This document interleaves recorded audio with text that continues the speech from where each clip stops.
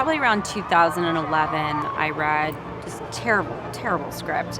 It was just misogynistic and rude about women. And I called my agent and I said, I'm not doing this. I can't do this. And she said, every actress in Hollywood wants this part. Basically, Hollywood at a certain point stopped developing movies with women as central characters. I remember going home, stomping around the house, calling my mom, calling all my friends in the industry, going, this is ridiculous. How do I meet women where they're at with the stories they want to hear right now?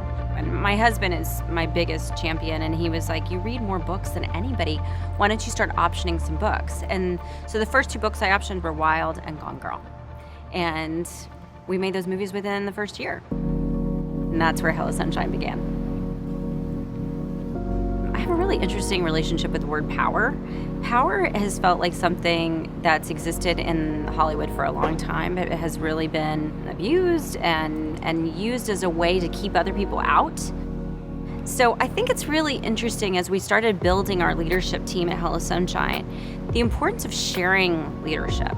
How do we defer power? How do we defer responsibility to each other to create a different kind of Hollywood?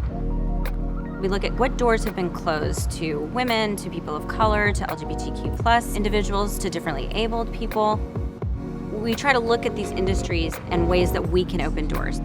It's not just the movies you make, right? It's not about the end product. It's how you make it and whose voices you want to amplify.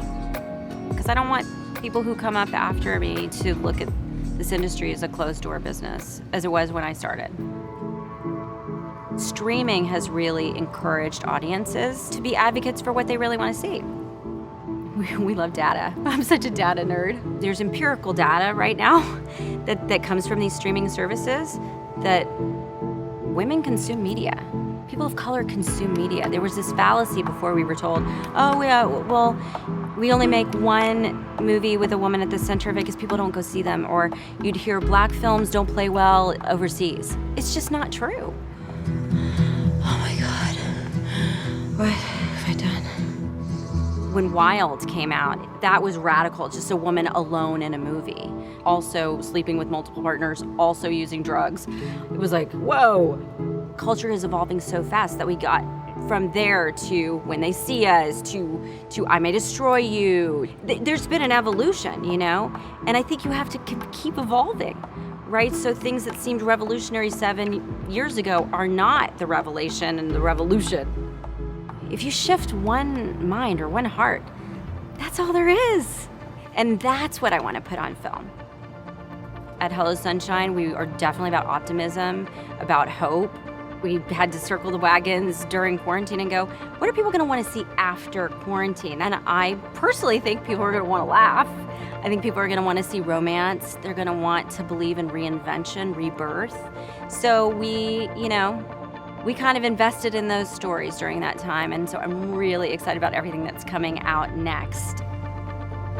If I thought about all the people who would hate the things I did, it would cripple me. To be honest, I'm having an out-of-body experience. I never thought I'd be on the cover of Time ever in my life. It makes me want to cry. And I can't believe that this is like who I've evolved into. I never thought anybody would think my ideas were important or meaningful. Representation matters. Seeing women in leadership position matters. It just matters.